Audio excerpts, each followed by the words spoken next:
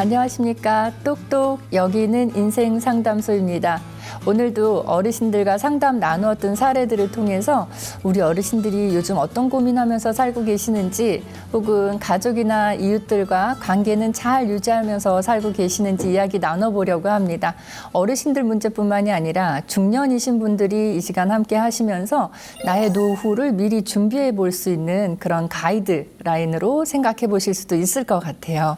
그래서 얼마 전에 한 조사 결과를 제가 살펴봤는데요. 40대인 분들을 대상으로 한 조사래요. 그래서 40대인 분들한테 이렇게 질문했대요. 지금 현재 가장 큰 인생의 숙제, 인생의 과제가 뭡니까? 라고 질문을 했더니 은퇴 후에 그 자금 마련하는 게 제일 고민입니다. 그게 제일 숙제예요. 라고 대답을 많이 하셨대요. 이게 1위인데요. 퍼센테이지가 42%나 돼요. 그러니까 한 반수 이상이 은퇴 후에 자산 마련이에요. 말이 이제 전문 용어로 은퇴 후에 자산 마련이라고 했지만 노후 준비거든요. 그래서 왜 이렇게 노후 준비에 대해서 불안도가 큰가라고 원인이 뭡니까 했더니 지금 갖고 있는 돈이 얼마 안 돼서요. 그래서 그러면 선생님이 생각하시기에 노후 준비가 잘 되어 있다를 100점 만점으로 둔다면 지금 현재 선생님은 노후 준비가 몇 점 정도 되어 있다고 생각하십니까? 했더니 많은 응답이 한 45점 정도요. 이렇게 대답을 하셨다고 합니다. 그래서 우리가 경제에 대한 불안도가 중년에게도 또 그 이후의 삶인 노년기에까지도 크게 영향을 미치고 있겠다라는 생각을 해봤습니다. 우리 그런 얘기 하잖아요. 노년기에는 수입이 계속 생기는 시기가 아니고 그동안 모아놨던 걸 가지고 잘 운영해가면서 쓰는 시기다라고 그렇게 알고 계시는데 지금 중년 세대인 분들이 모아놨던 게 너무 적다는 대답이신 거죠. 그러니까 자연스럽게 노년기에 쓸 자산이 없으니까 노년기에 대한 불안이 이렇게 크지 않았나 하는 생각을 가져봅니다. 그래서 오늘은 경제와 관련된 그런 사례들을 준비를 해봤어요. 첫 번째 사례에서는 슈퍼마켓을 운영하고 계시는 할아버님의 사례입니다. 한마디로 요약해드리면 슈퍼 이제 문 닫고 싶어요. 이 말씀이셨고요. 두 번째 사례에서는 할머니가 상담을 해주셨는데 젊었을 때부터 남편 되시는 분, 그러니까 할아버지 몰래 다른 비밀 통장을 갖고 계셨거든요. 근데 이 비밀 통장이 지금 탄로날 위기에 처해지셔서 이거 어떻게 해야 됩니까? 너무 불안합니다. 이렇게 상담하신 사례입니다. 자, 첫 번째 사례부터 한번 이야기 나눠볼게요. 첫 번째 사례는 할아버님이 연세가 78세이십니다. 근데 그동안 이제 슈퍼마켓을 오랫동안 운영을 해 오신 분이세요. 한번 생각해 보실까요? 우리 동네에 슈퍼마켓이 옛날하고는 다르게 별로 없죠. 네. 우리가 큰 대형마트를 가서 장을 봐온다든가 아니면 동네의 그런 슈퍼의 개념보다는 오히려 편의점들이 있어서 그렇게 많이들 이용하고 계시는데 이 할아버님은 슈퍼마켓을 아직도 운영하고 계세요. 우리 예전에 그 흔히 동네 분들, 친한 분들이 하시는 말로 구멍가게 이렇게 얘기를 했잖아요. 근데 대단하신 것 같아요. 지금도 그걸 유지를 하고 계세요. 근데 할아버님 말씀은 이게요, 동네 장사고 다 여기 손님으로 오는 사람들은 다 이웃들이고 하니까 이웃들이 아무 때나 와서도 물건을 사갈 수 있고 지금 돈 안 갖고 왔어요. 뭐 운동 나왔다가 잠깐 목말라서 뭐 하나 먹어요. 그럼 다 그거 외상으로 해준다는 거죠. 그러니까 서로 믿고 이렇게 팔고 하는 그런 어떤 공간이 됐던 것 같아요. 근데 이 할아버님이 이렇게 가게를 오랜 동안 운영을 하다 보니까 정말 많은 분들을 만나잖아요. 그리고 이웃들의 살아가는 모습을 고스란히 다 알게 되죠. 그리고 어느 이웃이 보통의 경우에는 운동복 차림으로 다니다 갑자기 이렇게 번쩍번쩍한 옷을 입고 왔다 그러면 무슨 일이야? 라고 이렇게 인사도 건넬 수 있고 이렇게 되는데 어느 날 친한 이웃 중에 한 분이 물건을 사러 오셨는데 좀 이렇게 모습이 다르게 하고 오셨더래요. 그래서 뭔 일 있어요? 라고 물어봤더니 나 주식해서 돈을 좀 벌었어요. 이렇게 얘기를 하더래요. 그러니까 이 할아버지는 동네에서 이렇게 집하고 슈퍼 이렇게 오가시면서 장사만 하실 줄 알았지 주식이라는 말은 그냥 TV나 라디오 켜면 뉴스에서만 나오는 말인 거지 내 주변에 저런 걸 하는 사람이 있다는 걸 너무 신기해 하신 거예요. 근데 또 모습이 더 좋게 변하셨잖아요. 그래서 할아버지가 그랬대요. 아니 그렇게 좋은 거 있으면 혼자만 하지 말고 나도 좀 알려줘 이렇게 얘기를 했대요. 그랬더니 이분은 주식해서 우리 잘 안 되신 분들도 계시고 잘 되신 분들도 계시고 하는데 이분은 몇 번을 잘 안 됐는지는 모르겠으나 지금 현재로는 주식이 좀 잘 된 모습이잖아요. 그러니까 신이 나서 본인의 그 경험담을 이 할아버지한테 계속 얘기를 해준 거예요. 슈퍼에 뭐 사러 올 때마다 내가 주식을 이렇게 해서 말이야. 또 다음번에 오면 내가 이렇게 해서 이렇게 돈을 벌었지 뭐야. 뭐 이렇게 막 얘기를 하니까 이 슈퍼 할아버지 입장에서는 무슨 영웅담, 영웅 스토리를 듣는 것처럼 너무 신기해하면서 뭐예요? 이 안에 주식 바람이 부풀어 오르고 있었던 거죠. 그래서 주식에 대한 생각이 점점 커지기 시작했어요, 할아버지가. 그래서 어느 날은 이 이웃이 오셔서 주식 얘기를 하는데 나도 모르게 이렇게 넋놓고 그 얘기를 듣고 있는 모습을 깨닫게 되신 거예요. 그래서 안 되겠다. 이야기 들어보니까 어머 저거 나도 해야 될 것 같다. 그리고 왜 주식을 해야겠다는 생각이 드신 분들의 공통점. 지금 안 하면 큰일 날 것 같은. 지금 막 해야 돈을 벌을 것 같은. 그래서 이분이 결국은 주식을 하셨어요. 할아버지가 젊었을 때 주식을 하셨는데 그냥 뭐 어느 정도 하신 게 아니라 완전 몰입을 하신 거예요. 그 이웃분한테 강의를 많이 들었잖아요. 그래서 그거를 지식 삼아서 몰입을 하시고 돈을 많이 투자를 해서 하셨던 거죠. 근데 주식은 원래 따라가면 안 된다 그러잖아요. 근데 남들이 다 잘 된 다음에 따라간 거죠. 그래 놓으니까 돈이 올라야 되는데 할아버지 생각은 오를 거다 생각해서 이만큼의 돈을 넣어놨는데 내려가는 거예요. 근데 반 이상이 깎이고 나니까 너무 불안해서 안 되겠다 해서 돈을 더 넣는 거죠. 더 넣고 하다가 결국은 이 슈퍼를 하면서 그동안 착실하게 모았던 돈들을 거의 다 잃어버리셨대요. 그래서 이 댁에 남은 거라곤 집 한 채. 왜냐하면 이제 슈퍼마켓이라는 데가 현금이 주로 오고 가는 데잖아요. 대형마트 같으면 우리가 물건을 많이 사기 때문에 카드 결제도 많이 하지만 동네 이런 작은 가게에서는 우리가 사봐야 뭐 하나 단위로 많이 사기 때문에 현금이 많이 오고 가거든요. 그러니까 현금이 많다 보니까 할아버님이 그거로 많이 투자를 하신 거예요. 그래서 집만 남겨놓고 돈이 다 거의 없어진 거예요. 그래서 그 이후로 다시 이제 일을 하면서 모으기 시작을 하셨죠. 근데 할아버지가 조금 의아하게 생각하셨던 건 내가 가서 할머니는 만류를 하셨대요. 이 주식 하지 말으라고. 그리고 주식을 하기 전에도 만류를 하셨지만 하고 나서 이렇게 되니까 자꾸 더 넣고 언젠가 오를 거야 하면서 더 넣고 할 때도 계속 말렸었는데 막상 돈을 다 잃고 나니까 할머니가 할아버지한테 타박이나 뭐 싫은 소리를 안 하시더래요. 그래서 시간이 얼마간 지난 후에 할아버지가 물어봤대요. 내가 예전에 이렇게 해서 돈을 많이 손해를 보게 했는데 왜 그때 당신 아무 말도 안 했어? 라고 얘기를 했더니 할머니가 이렇게 대답하시더래요. 나도 속상하고 할 말은 많았죠. 근데 돈을 다 잃고 나니까 당신이 이 좌절감, 절망감 그게 얼굴에 맨날 묻어 있고 매일매일 술만 마시고 헤어나오지 못하고 그래서 내가 보는 당신은 지금 당장이라도 나가서 자살을 할 것만 같은 그런 사람의 모습이었다고. 거기다가 내가 싫은 소리를 한마디라도 보태면 당장 그거를 실행에 옮길 것 같아서 나는 그게 더 당신을 잃는 게 더 무서워서 아무 말도 내가 할 수 없었다.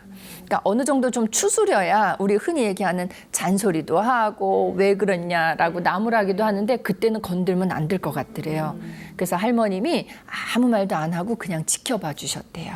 그래서 이 두 분은 그래도 노인이 되시기 전에 했던 일이기 때문에 다시 또 열심히 슈퍼마켓을 운영하시면서 조금씩 이제 돈을 모으기 시작했던 거죠. 근데 그 전과 주식을 하기 전과 후에 달라진 모습은 주도권이 슈퍼 운영에 대한 주도권, 가정에서의 주도권, 모든 주도권은 다 할머니에게 넘어간 거예요.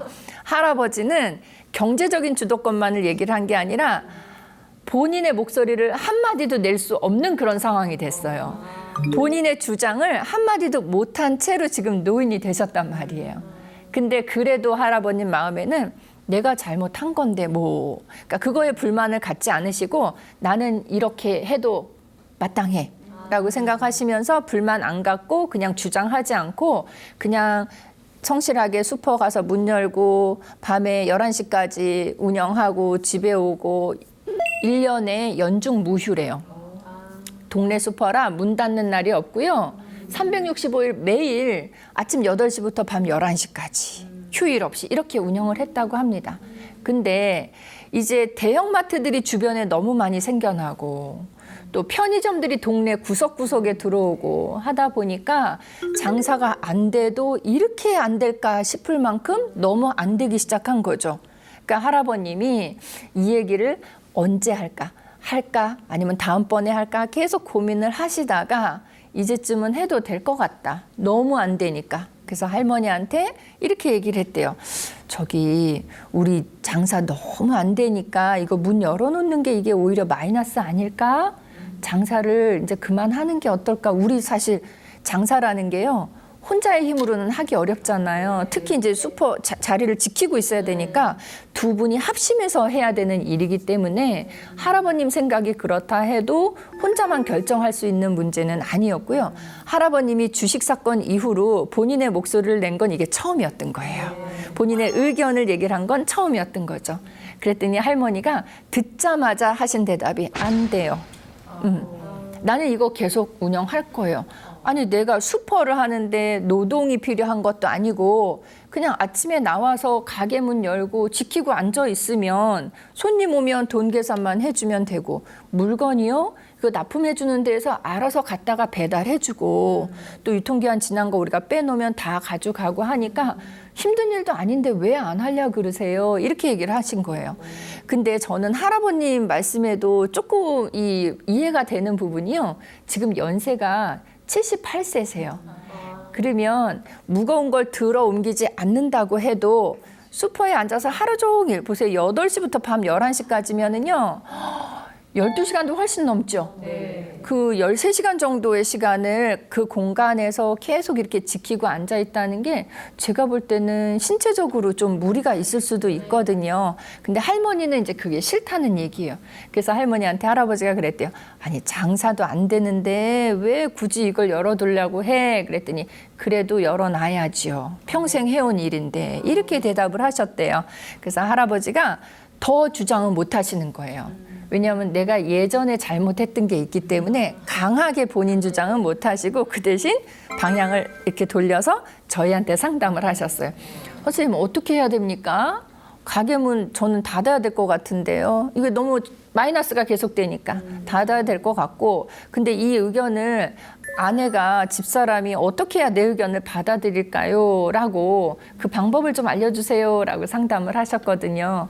그래서 할아버지 사례를 이렇게 들어봤더니 물론 할아버지가 지금까지 살아오시면서 중간쯤에 상당히 큰 잘못을 하시긴 했어요. 그리고 그 이후에 본인의 목소리를 안 내시고 지금까지 살아오셨다는 건 그동안의 반성의 시간이라고 한다면 충분했다고 생각이 듭니다. 근데 그 시점에서 그러면 할아버지가 지금쯤 본인의 의견 내지는 주장을 하셨어도 할머님이 예전에 왜 주식 그렇게 안 됐을 때 남편이 너무 안쓰러워서 아무 말 안 하셨다고 했잖아요. 네. 그런 할머니의 성격으로 봤을 때는 남편분이 한마디 지금에 와서 몇십 년 만에 본인 주장을 한번 했다고 해서 그게 기분 나빠서 그 반대했던 건 아닐 것 같거든요. 그러면 이 슈퍼를 왜 장사도 안 되는데 굳이 계속 열으시려고 할까라는 생각을 이제 해본 거죠. 곰곰이 생각해 봤더니 할머니는 평생을 슈퍼 하신 거죠. 결혼 후에. 할머니에게는요. 슈퍼가 복지관의 개념이에요. 슈퍼가 휴식 공간이에요. 슈퍼가 일터이기도 하지만 나의 또 다른 분신과 같은 공간이에요. 그리고 슈퍼가 남들은 뉴스를 듣고 TV를 보고 라디오를 듣는다고 하지만 할머니는 슈퍼에 앉아서 물건 사러 오는 이웃들, 다녀가는 사람들과의 이야기가 그게 뉴스이고 드라마였던 거예요. 그러니까 우리 이렇게 동네에 옛날 마을 생각해 보시면 동네 들어가는 어귀에 입구에 이렇게 왜 마을 입구에 느티나무 같은 거 하나 있고 그 밑에 평상이나 정자 같은 거 있어서 막 동네 사람들 모이죠. 그리고 외출할 때도 꼭 들렀다 가고 들어올 때도 들어와서 그래서 그 동네에 돌아가는 생활 모습들은 여기 다 알게 되잖아요. 아마도 그런 동네의 쉼터와 같은 역할을 하고 계신 게 아닌가 이런 생각이 들었고요. 그래서 할머니는 이렇게 살아가시는 모습이 본인은 너무 만족스럽고 행복하셨지 않을까 이런 생각을 해봤습니다. 그래서 할아버지가 이 수포를 저는 힘에 붙이니까 그만했으면 좋겠습니다 라고 얘기를 하셨는데 제 생각에도 할머니도 지금쯤이면 이렇게 뭐 관절이라든가 허리라든가 조금 신호는 오셨을 것 같아요. 같은 동작을 몇십 년을 하셨을 테니까. 그래서 저는 할아버지한테 그렇게 말씀드렸어요. 할아버님은 지금 슈퍼를 문을 닫았으면 좋겠다고 그거를 내 아내가 어떻게 하면 내 생각을 받아들일 수 있을까요? 라고 질문을 하셨지만 제 생각에는 그 슈퍼가 갖고 있는 의미가 이 동네에서 상당히 큰 의미를 갖고 있기 때문에 슈퍼가 문을 닫으면 동네 전체가 불이 꺼진 것처럼 어두워지지 않을까요? 여기서 어두워진다는 건 동네가 어두워지는 게 아니라 동네 사람들의 마음이 좀 어두워질 것 같다는 그런 생각이 들었어요. 그래서 어르신, 제 생각에는 슈퍼는 계속 유지하시는 게 좋을 것 같습니다. 어르신의 생각과는 다르지만 유지하시는 게 좋을 것 같고 그 대신에 이제 연세가 계속 들어가시니까 곧 있으면 80이 넘어가시잖아요. 그러니까 운영에 대한 좀 내용을 변경하시는 건 좀 필요할 것 같습니다. 지금처럼 8시부터 11시까지 운영하시기보다는 노인들은 아침에 일찍 일어나시잖아요. 그러니까 8시에 문 여시는 건 이건 무리가 안 돼요. 아마 더 일찍 열으시라면 더 일찍 열으실 것 같아요. 그러니까 제 생각에는 어르신 지금 8시부터 11시까지 운영하시고 365일 하시는 이 운영의 형태를 살짝 바꾸셔서 8시부터 9시 정도까지만 그렇게 운영하시면 그 이후에 만약에 물건이 필요하다. 사람들이 대부분 9시 되면 또 집에 들어가잖아요, 많이. 그 이후에 필요하면 긴급하게 필요한 걸 테니 그런 건 또 편의점 가서 사실 테니까요. 그래서 8시에서 밤 9시까지만 운영하시고 그 대신 일주일에 하루는 휴일을 좀 문 닫는 날을 가져보시면 어떨까 싶습니다. 아내가 반대할 텐데요. 아니에요. 장사가요. 월요일, 화요일, 수요일부터 이렇게 해갖고 일주일 동안 수입이 어느 요일이 제일 많은지를 한번 의논해서 이 통계를 내보세요. 그러면 한 달, 2달만 그거를 적어 보시면 수입이, 매출이 제일 많은 요일이 틀림없이 있거든요. 그러면 그 요일은 문을 닫으면 안 되겠죠. 반대로 수입이나 매출이 제일 저조한 요일이 있을 거예요. 항상 그 요일에는 사람들이 들어와 하는 게 있어요. 그거는 단순히 돈을 안 쓴다가 아니라 사람들의 생활이 일주일 단위로 돌아가기 때문에 무슨 요일에는 활동이 좀 적다든가 아니면 뭐 이런 이유 때문에 그 요일에는 요 슈퍼를 들르는 일이 적어지는 거거든요. 그러니까 그렇게 한 2달 정도 요 계산을 해보셔서 그걸 가지고 할머니랑 의논하시면 좋을 것 같아요. 그래서 그 요일, 수입이 제일 적은 요일을 일주일 중에 하루 휴일로 잡아보시면 좋을 것 같습니다. 그러면 조금 이 운영에 우리 숨통이 좀 트일 것 같아요. 할머니도 처음에는 나 이거 매일 열어야 될 것 같아 라고 이렇게 강박적으로 생각하셨지만 이렇게 좀 논리적으로 설명을 해주신다면 받아들일 가능성이 더 높을 것 같습니다. 그리고 또 하나는 우리 직장인들 보면 일주일 중에 5일 정도 근무하잖아요. 그러니까 휴일이 이틀이죠. 근데 이 댁은 제가 휴일이 한 번도 없었던 그 가게라서 일주일에 하루 문을 닫으시라고 얘기했어요. 그럼 만약에 할머니 보고 직장인들도 이틀 쉬는데 요 슈퍼도 이틀 문 닫읍시다. 그럼 할머니가 안 받아들이시죠. 그래서 제 생각에는 하루는 문을 공식적으로 닫으시고요. 그거 요일이 정해지면 주민분들도 그거를 적응을 해요. 아, 저 슈퍼는 매주 무슨 요일은 문 안 여는 날이야 라고 미리 대비를 할 수 있거든요. 그래서 그렇게 하시고 그 다음에 또 하루는 휴일을 잡으시는 거예요. 근데 이 날은 가게 문을 닫으시는 게 아니라 할아버지, 할머니 두 분 중에 한 분이 가게를 지키시는 거. 그러면 나머지 한 분은 본인 생활을 하실 수가 있잖아요. 그래서 공식적으로 문을 닫는 요일에는 가족이 함께 할 수 있는 즐길 거리를 찾아서 뭔가를 외식도 하시고 이렇게 뭐 딸내도 다녀와 보시고 이렇게 하시면 좋을 것 같고, 그다음에 일주일 중에 예를 들어 수요일은 할머니 휴일이다.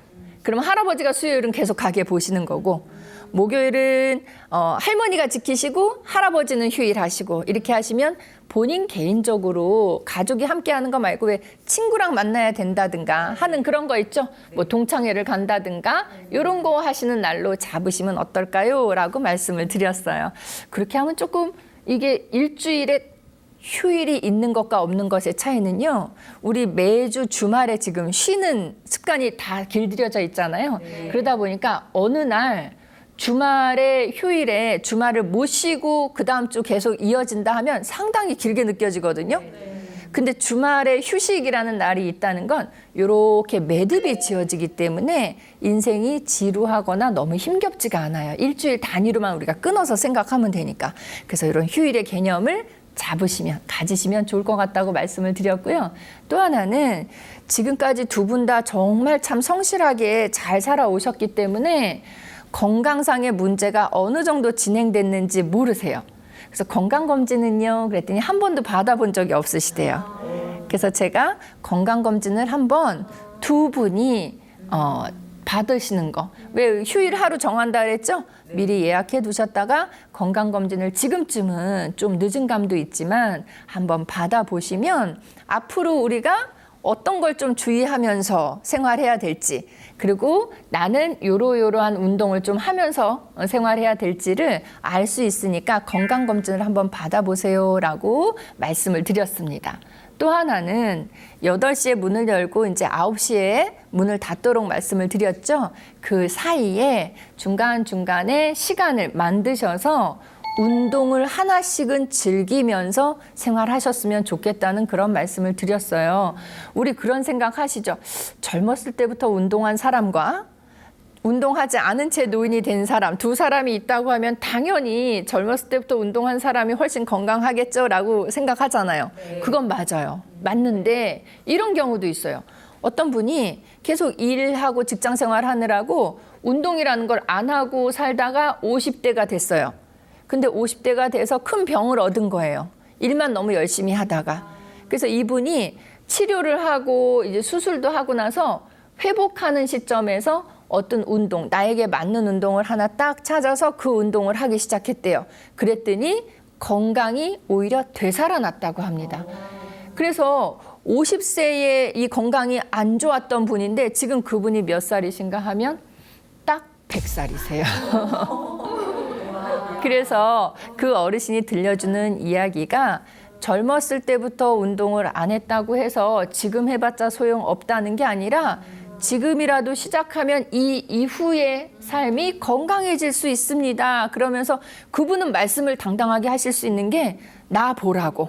그렇죠? 100살인데 이렇게 건강하게 활동하지 않느냐. 그래서 저는 이 슈퍼에서 그 밀폐된 공간에서 하루 종일 앉아 계실 어른들을 위해서 운동을 하나씩은 하시도록 그렇게 또 권해드렸습니다. 운동 뭐를 하실지는 모르겠지만 제가 생각에는 1시간 내지 2시간이면 될 것 같아서요. 8시에 문 열기 전에 새벽에 걷기 운동을 하시는 것도 좋겠고요. 아니면 문을 연 다음에 점심시간 이후에 한 분씩 교대로 한두 시간씩 걷고 들어오시는 것도 그것도 괜찮을 것 같아요. 한두 시간이면 크게 자리를 비우시는 건 아니거든요. 그래서 또 그렇게 말씀을 드렸습니다. 이웃들에게도 아마도 어느 슈퍼가 문 닫는데 그러면 이웃들이 더 많이 실망하시지 않을까 하는 생각. 우리 그런 거 있어요. 저도 학교를 다녔지만 대학을 졸업하고 나서 아기를 키우다가도요. 아기 손잡고 대학 앞에 분식점을 간 적이 있어요. 기억나시죠? 선생님들도? 내가 얘만 할 때 여기 왔었는데 이제는 이만한 아이를 데리고 왔네. 있어요. 슈퍼마켓도요, 분명히 있을 거예요. 그 동네에서 자란 사람이 자라서 결혼을 해서 다른 지역에 가서 살다가도 명절이나 뭐 부모님 생신이나 이럴 때 본가에 왔다가 이 슈퍼 아직도 있네. 나 여기 슈퍼에서 무슨 아이스크림 사 먹었네. 이런 추억을 떠올릴 수 있는 이웃들에게도 굉장히 좋은 공간이지 않을까 하는 생각입니다. 그래서 저는 슈퍼가 마을의 등대처럼 등불을 항상 밝혀줬으면 하는 그런 바람을 가졌습니다. 그래서 할아버님도 아마 그렇게 가셔서 행동을 하실 것 같아요. 할머니가 잘 설득이 되셔야 될 것 같습니다. 첫 번째, 슈퍼를 운영하시는 할아버지 사례를 함께 나눠봤는데요. 이 사례를 통해서 혹시 궁금하시거나 질문 사항 있으시면 질문해 주시면 답변 드리겠습니다. 선생님 질문하시죠. 저도 지금 주식을 조금씩 하고 있는데 이제 지금은 아직은 젊으니까 많은 돈을 하진 않고 조금씩 하는데 그래도 이제 잃을 때도 있고 뭐 딸 때도 있는데 나이 들어서도 주식을 조금씩 하고 싶은데 그때는 좀 더 부담이 되잖아요. 잃으면. 그렇죠. 그래서 그냥 지금만 하고 나이 들어서는 하지 말아야 되는지 아니면 나이 들어서도 지금처럼 그냥 조금씩 해도 괜찮을지 그 조금 궁금합니다. 네. 선생님이 질문해 주신 내용이 지금 주식을 좀 하고 있는데요. 이 사례 할아버지 얘기를 들어봤더니 주식해서 저렇게 되면 안 될 것 같습니다. 그래서 나이 들어서는 주식을 해야 될까요? 말아야 될까요? 하지 말아야 될까요? 이렇게 질문을 하셨거든요. 저는 그런 생각을 해요. 누구도 어느 전문가도 주식 하셔야 됩니다. 노인연기에 주식하시면 안 됩니다. 이렇게 확실하게 대답하기는 어려운 내용이죠. 그러나 우리 그런 얘기 가끔 하잖아요. 우리가 돈이 있거나 하면 이거를 여러 바구니에 나눠 담아 놓으시라라는 얘기를 하죠. 그래서 주식도 기본에 충실하신 게 필요하고요. 여러 바구니에 나의 경제를 좀 나눠서 분류를 해보시면 요만큼의 돈은 내가 자녀를 위해 써야겠다. 또 요만큼의 돈은 내가 나이 들어서 아픈 데가 생길 텐데 그때 병원비로 써야겠다. 요만큼의 돈은 내가 여가생활 즐기는 데 써야 되겠다와 같이 그 다음 다른 바구니에 요만큼의 돈은 사실 이거는 없어도 되는 돈이야. 내가 다급하게 필요한 돈은 아니야. 그 여윳돈으로 조금 남겨놓은 거야. 그렇게 생각한 돈이 있으시다면 그 정도 선에서는 해보시는 것도 괜찮겠다. 그런데 그 이상 옆에 있는 바구니의 것까지 담아다가 주식을 하시는 건 절대 반대입니다. 그래서 주식은 조금 내가 부담 없이 하셔야 되고 즐길 수 있을 만큼 정도 하셔야 되고 당장 급하지 않은 돈으로 그래서 용돈 정도의 개념, 여윳돈, 예비비의 개념으로 남겨놓으신 그 작은 바구니 한 소쿠리 정도? 그 정도 하시면 어떨까 싶습니다. 물론 주식에 관심 없으신 분들은 안 하시는 게 좋고요. 관심이 있거나 젊었을 때부터 해왔는데 노년기에도 주식을 하다가 이거 안 되면 실패하면 큰일 나니까 걱정이 있으신 분들에게는 주식의 사이즈를 조금 줄여서 하시면 어떨까요? 라고 말씀을 드렸습니다. 제가 예전에 뵀던 할머니 중에 한 분이 주식을 하셨대요. 근데 그분은 노년기에 하신 건 아니고 중년쯤에 주식을 하셨는데 주식의 주자도 모르시는 분인데 어떻게 주변에서 한다고 하니까 한번 해보셨대요. 근데 왜 그런 경우 있잖아요. 전문가가 아닌데 이상하게 잘 된 경우. 그래서 이 할머니가 며칠 사이에 2천만 원을 버셨대요. 그러면 우리 일반적으로는 욕심이 생기거든요. 오, 이거 되네? 이거 하니까 돈이 갑자기 2천만 원이 생기네 해서 더 하실 수 있는데 이 할머니는 딱 2천만 원을 손에 쥐는 순간 어떤 생각이 들었냐면 내가 며칠 만에 2천만 원을 벌었어? 그러면 이 주식이라는 건 거꾸로 며칠 만에 2천만 원을 손해볼 수도 있는 거구나. 굉장히 무서운 아이구나 라고 생각해서 2천만 원을 바로 찾아서 현금화 시키시고 나서 주식이라는 걸 말끔히 지워버리셨대요. 너무 무섭다는 걸 알게 되셔서 그다음부터는 주식을 안 하게 되셨다고 얘기를 하시는데, 이렇게 큰 거금으로 하시다 보면 뭐 운에 우리가 맡겨야 되는 경우들이 많으니까 작은 비율로 조금씩만 그렇게 즐기실 정도로만 하시면 괜찮지 않을까 싶습니다.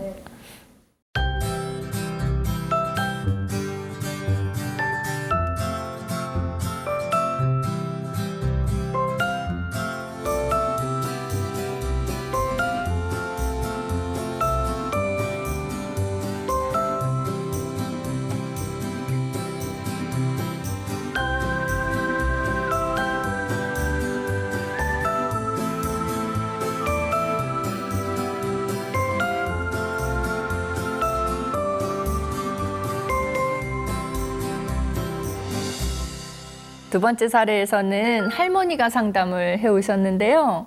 이 할머니가 상담해 오신 주요 내용은 이 통장이 문제였어요. 근데 무슨 통장인가 하면 비밀 통장이었습니다. 근데 우리 뭐 비밀 통장이란 얘기는 살면서 하실 경우도 있는데, 이 비밀 통장은요, 얼마나 오래된 비밀 통장이냐면 이 할머니 지금 70세시거든요. 근데 젊은 시절 직장 생활 하실 때부터 계속 있었던 비밀 통장이에요. 그러니까 제가 볼 때는 아주 조금씩 모아왔다 해도 꽤 되시지 않을까. 저한테 금액은 말씀 안 해주시더라고요. 안 해주시는데 아마도 꽤 금액이 됐을 것 같아요. 이 할머니가 상담하신 내용은 남편분하고 두 분이 살고 계신데요. 근데 이제 남편분은 공무원 생활을 오래 하셨고, 할머니는 대기업에서 오래 직장 생활을 하신 거예요. 근데 두 분이 이제 신혼을 딱 결혼해서 출발할 때 남편분이 경제 쪽이라든가 경영 쪽의 지식이 좀 좋고, 그리고 성격도 되게 꼼꼼하시대요. 그리고 무엇보다 이 남편 되시는 분이 젊었을 때 그때 이 경제 관리는, 우리 집 경제 관리는 내가 하는 게 좋겠지라고 본인이 먼저 제안을 하신 거예요. 근데 이 할머니 입장에서는 그때 신혼 때 별다른 이견이 없었대요. 왜냐하면 남편은 되게 정직하고 반듯한 사람이었고, 그리고 우리 집안의 경제를 관리한다고 해봐야 이 사람 통장, 이 사람 통장, 월급 통장 2개 관리하는 건데 뭐 어려운 일도 아닌데 뭐 그렇게 하시라고. 그러니까 먼저 제안을 했으니까 그냥 하시라고 이렇게 대답을 한 거예요. 그러고선 이제 그렇게 살아오셨는데, 남편이 성격도 꼼꼼하고 하니까 이게 참 잘 정리를 하고 관리를 잘 하더래요. 그래서 맡겼는데 어느 날 이 아내 되시는 할머니가 젊을 때죠. 어느 날 이렇게 생각을 해보니까 나는 열심히 매일매일 일은 하는데 뭔가 이제 마음이 허전한 느낌이 들더래요. 내 수중에 아무것도 없다는 생각이 들은 거예요. 그래서 할아버지 몰래, 그땐 남편 되시는 남편 몰래 통장을 하나 만들었대요. 통장을 만들고 나서 원래 고정적으로 정기적으로 들어오는 월급 외에 받는 돈들은 그 별도의 통장에 들어오도록 그렇게 해놨대요, 조치를. 그러니까 뭐 그 회사에서 일을 하다가 뭔가 뭐 출장 가는 거 관련해서 뭐 이런 거라든가, 아니면 외부에 특강을 나가서 뭐 받은 거라든가, 이런 것들은 별도의 통장으로 입금이 되도록 조치를 해놓은 거예요.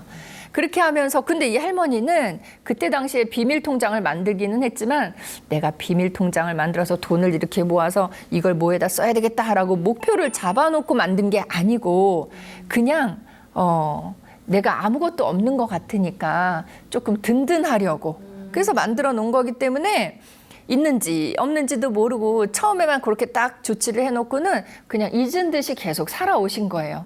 그러다 보니까 이제 돈이 이렇게 모였겠죠. 근데 또 쓸 때는 없지만 또 쓰지도 않으셨대요. 가끔 가다 통장 이렇게 열어보고 혼자 흐뭇해 하신 거예요. 우리 뭔지 조금 이해가 돼요. 그렇죠? 내가 쓰지는 않아도 나 이만큼 있다 이거죠. 그래서 이제 이렇게 흐뭇해 하시면서만 그 용도로만 이제 갖고 계셨는데, 할아버지랑 두 분이서 TV를 보시는데 할아버지가 이렇게 얘기를 하시더래요. TV 드라마 속에 무슨 내용이 연결되는 내용이 있었나 봐요. 이 한 가족끼리 말이야, 돈이 됐든 바람이 됐든 가족 몰래 뭔가를 하는 거는 이건 아주 나쁜 거야. 딴 주머니를 찬다? 이건 바람 피는 거랑 똑같은 거야. 이렇게 얘기를 하신 거야, 할아버지가.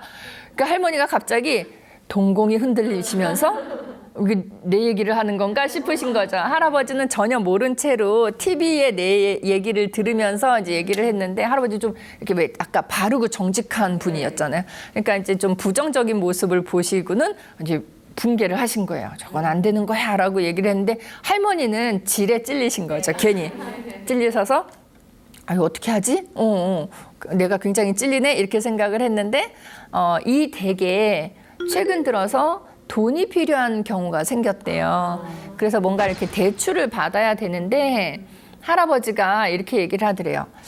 아, 대출을 받아야 될 것 같긴 한데 지금 현재 우리 집에 돈이 얼만큼 있는지를 정확하게 파악해야 그 부족한 부분만 대출을 받으면 되겠다. 이렇게 생각을 하셔서 우리 이번 주에는 각자 일정이 있으니까 다음 주에 한번 은행에 가서 통장 정리라든가 이걸 쫙 한번 확인해 보자고. 요새는 주민등록번호 이거 입력하고 하면 통장이 쫙 뜬다고 하니까 그렇게 한번 해보자고. 그리고 은행에 직접 가서 그것도 확인하고 은행 직원하고 상담도 전문적으로 하고 그래서 우리가 얼만큼 필요한지를 정확하게 알고 그만큼만 대출을 받읍시다 이렇게 얘기를 한 거예요. 할머니는 머릿속에서 난리가 났어요. 지진이 났어요. 이거 어떻게 해야 되나? 걸리게 생겼네. 이거를 밝혀야 되나 숨겨야 되나 숨기려고 했더니 아까 한 말이 자꾸 떠오르잖아요. 바람 피는 거와 같아. 용서 못해. 이게 떠오르니까 할머니 너무 고민이 되셨던 거예요. 근데 할머니도 성격이 막 이렇게 뭐랄까 느슨하거나 하신 분은 아니에요. 가끔 가다가 이 꼼꼼하고 정직한 남편의 모습을 보면서 숨이 막힐 때가 있으셨대요. 왜 저래? 그래서 그거를 남편한테는 얘기 못 하시고 친구들 만나면 친구들 앞에서 이게 불평불만을 막 얘기를 한 거예요. 그러면 친구들이 이렇게 얘기한대요. 너도 다르지 않은 것 같은데? 그러니까 친구들이 보기에는 너나 네 남편이나 똑같다는 거죠. 너 숨 막혀. 야, 나이 들면 사람이 좀 융통성도 좀 있고 그래야지 너 왜 그러냐 이런 얘기를 많이 들었던 거예요. 그러니까 할머니가 남편에 대한 불만을 친구들한테 얘기를 했지만 친구들로부터 그런 반응을 받으면 집에 와서 또 이렇게 스스로를 반성하기도 하고 그랬대요. 그러니까 두 분이 성격이 똑같으세요. 꼼꼼하고 바르고 정직하고 철저하신 분들이에요. 근데 지금 한 분은 너무 꼼꼼하기 때문에 그냥 통장을 열어놓고 통장 정리 기계에다 한번 해보고 우리 집 자산을 확인하시는 게 아니라 너무 꼼꼼한 나머지 은행에 가서 이거를 다 확인하겠다는 거잖아요. 그리고 이 할머니는 너무 꼼꼼한 나머지 몇십 년을 비밀 통장이 있다는 걸 걸리지 않은 채 지금 살아오셨잖아요. 막상 막하예요, 제가 보니까. 그래서 어떻게 해야 될까요? 저 이거 그래도 남편한테 이실직고 하는 게 좋을까요? 아니면 지금까지도 숨겨놨는데 왜냐하면 돈이 좀 크니까 많이 모아졌으니까 여태 숨겨놨는데 아까우니까 그냥 어떻게 잘 조치를 하고 나를 위해서 이거 나중에 나를 위해서 쓰는 게 좋을까요? 이렇게 상담을 해오셨어요. 저도 고민 많이 됐어요. 숨기라는 게 이게 속이라는 얘기니까 속이라고 할 수도 없고 상담하는 입장에서 아니면 그냥 그거를 내놓으시라고 하기에는 할머니가 너무 속이 쓰리실 것 같고 그래서 고민을 많이 했는데 어쨌든 우리가 할 수 있는 방법은 두 가지잖아요. 오픈을 하느냐 끝까지 숨기느냐. 그래서 최종 결정은 할머니가 하시겠지만 그 두 가지에 이렇게 했을 때는 이러이러할 것이고 저렇게 하시려면 이러이러하셔야 될 것이고 이런 방향을 제시를 해드렸어요. 첫 번째는 오픈하는 경우. 오래 묵혀둔 묵은지와 같은 이거를 진짜 드디어 짜잔 하고 할아버지한테 나 사실은 이런 통장이 있습니다 라고 오픈을 하게 되는 경우는 그냥 내밀면 할아버지가 충격받으시겠죠. 정말 돈의 문제가 아니라 철석같이 믿었던 아내인데 이걸 1, 2년도 아니고 몇십 년을 모아왔다고? 뭐야? 라고 해서 굉장히 충격을 받으실 거예요. 근데 또 한편으로는 이런 생각이 들었어요. 만약에 할머니가 통장을 내밀면서 짜잔 하고 내밀면서 나 사실은 이런 거 있었어요 하고 내밀었을 때 할아버지가 통장을 딱 열어보고 나서 금액을 보신 다음에 할아버지가 진짜 기분 나빠하실까 아니면 횡재했다라고 생각하실까? 저는 두 개가 고민스러운 거예요. 아니 할아버지가 좋아하실 수도 있겠다라는 생각이 드는 거예요. 그렇죠? 목돈을 내놨으니까 어떻게 보면은요. 우리 집 대출 안 받아도 돼요. 이거면은 몇십 년이니까. 제가 볼 때 한 30년 이상인 거거든요. 그러면 대출 안 받으셔도 될 금액이 될 것 같아요. 그러니까 할머니는 지금 되게 두려워하지만 막상 통장을 할아버지한테 건네고 공개를 했을 때 할아버지가 겉으로는 나 몰래 이런 거 하는 거는 바람 피는 거랑 같은 거야 라고 하시지만 입꼬리는 올라가실 수도 있겠다는 그런 생각이 또 들었어요. 그래서 할머님이 이걸 끝까지 숨기는 게 내가 너무 마음이 불편하겠다라고 생각이 드시면 그런 식으로 그냥 오픈을 하셔도 될 것 같습니다. 내가 나중에 이유는 우리가 갖다 붙이기 나름이죠. 나중에 노후 때 당신이랑 나랑 이거 뭐 할 때 쓰려고 모아놓은 거야 라고 얘기를 할 수도 있겠고요. 그렇죠? 우리 노후 자금으로 내가 몰래 준비해 준 거야. 서프라이즈야 하면서 공개할 수도 있잖아요. 기분 나쁘지 않게 충분히 공개할 수 있을 것 같아요. 즉 중요한 거는 할머니의 마음 결정이에요. 공개할지 안 할지를 먼저 결정하시고 공개를 하는 거에 따른 두려움은 없으셔도 될 것 같다는 말씀을 드렸어요. 두 번째는 나 선생님 나 이거 아까워서 공개 못할 것 같아요. 나 이거 끝까지 혼자 갖고 있다가 나중에 나를 위해서 이거 뭐 쓰고 싶어요 라는 생각을 굳히셨다고 하면 통장을 미리 가서 정리하시면 됩니다. 예, 다음 주에 한다고 하셨으니까 이번 주에 가서 통장을 미리 싹 정리하셔서 다른 안전한 곳으로 이동을 시켜 놓으셨으면 될 것 같아요. 근데 저는 개인적으로 할머니께 그렇게 말씀드렸어요. 통장 공개하면 이러이러하고요. 공개 안 하시고 계속 갖고 계시면 이러이러합니다. 라는 거를 충분히 설명드리고 나서 근데 저라면 왜냐하면 상담을 의뢰하시는 분들은 그런 공평한 공정한 그런 대답과 함께 그 선생님이라면 어떡할 건데요? 이런 질문 많이 하세요. 그래서 그거는 이해를 했는데요. 만약에 선생님이라면 어떻게 하실 거예요? 이런 질문 많이 하셔서 저라면은요 공개할 것 같아요 라고 말씀드렸어요. 왜냐하면 이 할머님이 돈을 모아서 뭐 우리 친정 부모님께 드린다. 돈을 모은 돈으로 뭐에 써야 된다. 쓸 곳이 명확하게 있어서 그걸 목표로 잡고 모았던 돈이 아니고 그냥 심리적 위안감 너무 허전하지 않게 들여다보고 웃기만 했다 그러셨잖아요. 그러니까 지금 몇십 년을 모아오실 수 있었던 거예요. 그동안 찾아 쓰지 않고. 그 용도라고 하면 지금쯤 공개하시는 게 마음도 편안하고 오히려 할아버지한테는 내가 어떤 큰 하나의 역할을 한 것처럼 여겨질 수 있을 것 같습니다. 저라면 공개할 것 같습니다. 공개하시고 지금 대출이 필요한 부분을 이걸로 다가 됐든 어느 상당 부분이 됐든 메이크업을 하시고 할아버지한테 이렇게 얘기하시면 어떨까요? 나 이거 나중에 당신이랑 뭐 하려고 모았던 거야. 근데 막상 이거 내가 지금 필요한 것 같아서 당신한테 주지만 막상 주려고 하니까 사실 내 마음이 좀 허전해지기도 해요. 그러니까 우리 집 그 경제 대출 받아야 됐던 그 부분 그 경제 문제가 해결이 되면 나중에 여보 나 통장 하나만 만들어 주세요. 돈은 많이 안 들어 있어도 돼요. 그냥 조금 들어있어도 되니까 내가 가끔 열어보고 그냥 혼자 웃을 수 있을 만큼 그만큼만 나중에 우리 경제 회복되면 안정되면 괜찮아지면 내 통장 하나 나중에 하나 만들어주세요. 저 같으면 이렇게 할 것 같아요 라고 말씀을 드렸거든요. 그랬더니 할머니도 그 대답을 들으시고 나서 선생님 저 지금 마음이 편해졌어요. 아까는 두 가지 사안에 대해서 말씀은 드렸지만 그래도 어느 쪽을 하나를 택하기에 한쪽이 영 아쉬웠거든요. 근데 지금 말씀드린 건 공개를 하는 1번도 해당되고요. 그리고 나서 다 쓴 다음에는 나중에 내 통장을 또 만들어 달라고 얘기하니까 2번에 있었던 나만의 통장도 만들어지는 개념이니까 그래서 할머니가 그 대답 들으니까 마음이 좀 편안해지네요. 이렇게 말씀을 하셨거든요. 제 생각에는 할아버지랑 할머니랑 이걸 계기로 해서 좀 더 관계가 돈독해질 수 있는 그런 계기가 아니었을까 하는 그런 생각도 해봤습니다. 혹시 궁금하신 점 있으시면 질문 주시면 답변 드리겠습니다. 선생님 말씀 들으면서 제 얘기 같아서 저도 좀 뜨끔했는데요. 요즘 평균 수명도 길어지고 이제 그러면서 저도 노후 대책 개념으로 남편 모르게 통장을 갖고 있거든요. 가끔씩 남편이 저를 이렇게 떠보는 거예요. 네. 아, 당신은 돈도 안 쓰고 그러니까 뭐 있을 것 같은데 뭐 있으면 좀 내놔봐 얼마나 돼? 이렇게 저한테 물어봐요. 그럼 저는 끝까지 없다고 그렇게 말을 하고 있거든요. 그래서 아 그래 언젠가는 이 돈을 써야 될 돈인데 남편한테 이걸 공개를 해야 되나 아니면 내가 끝까지 지키고 있어야 되나 정말 저도 가끔씩 통장을 들여다보면서 그 액수가 이렇게 늘어날수록 좀 이렇게 든든하거든요. 네. 그래서 이 문제를 어떻게 해야 되나 좀 가끔씩 고민이 될 때가 있어요. 선생님 어떻게 하면 좋을까요? 네.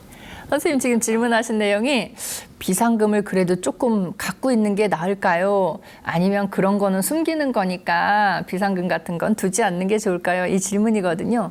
저는 선생님이 말씀하신 비상금의 의미, 우리 왜 비상금이라고 하면 막 뭐 이렇게 굉장히 큰 돈, 몇백만 원, 몇천만 원 이걸 비상금이라고 하진 않아요. 대체로는 보면 자, 접어서 어디 조금 넣어놓은 거를 이제 비상금의 개념으로 하는데 저는 부부가 또 같이 생활하시면서 약간의 비상금은 좀 윤활유와 같은 역할을 하지 않을까 그런 생각을 해요. 사람마다 생각이 다 다르기 때문에 예를 들면 선생님 입장에서 비상금을 좀 갖고 계시다. 그러면 자제분들이 아이들이 아빠한테 뭐를 해달라고 요구를 하는데 아빠가 절대 그건 절대 안 된다라고 얘기를 하죠. 그러면 절대 안 된다는 거는 부부가 의견이 일치가 돼야 돼요. 나만 좋은 역할을 하면 안 돼요. 그럼 아빠는 악역이 되는 거거든요. 그럼 절대 안 된다 하면 아빠의 뜻을 아이들에게 따르도록 그렇게 얘기를 하면서 얼마 만에 한 번쯤은 아빠가 안 된다고는 했지만 아빠도 엄마랑 같은 마음일 거야. 그래서 다음부터는 안 돼. 엄마도 아빠랑 생각이 같아. 그러나 요번에는 조금 들어줄 수 있을 거야. 그러니까 요번에만 이렇게 해라고 아이들 좀 기운 살려줄 때도 필요할 것 같고. 그리고 여성들의 이 비자금은 주로 가족들을 위해서 많이 쓰여지는 그런 느낌이에요. 남성분들도 비상금이 조금씩은 필요하다고 생각이 들거든요. 친구 관계에서라든가 그럴 때 또 그 남편 되시는 분들도 마찬가지예요. 자녀에게 술 한잔 하고 들어오시면 좀 용돈 드릴 때도 그럴 때도 필요할 것 같습니다.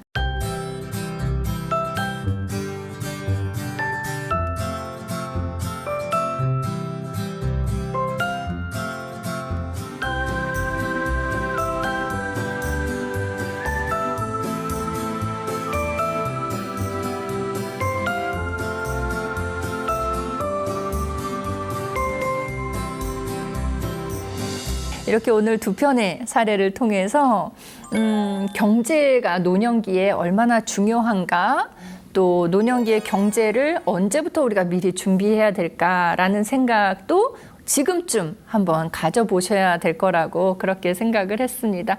부디 노년기에도 안정된 경제 활동을 하시기 위해서 지금부터 조금씩 준비도 하시고 공부도 하시고 하시는 생활이 되었으면 좋겠습니다.